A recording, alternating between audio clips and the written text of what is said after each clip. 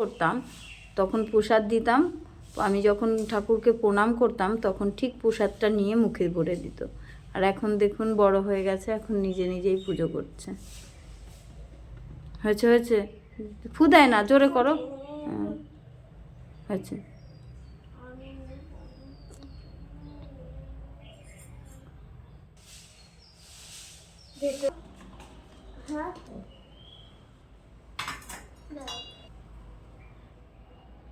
দেখুন আমার মা পুজো করছে। হয়েছে।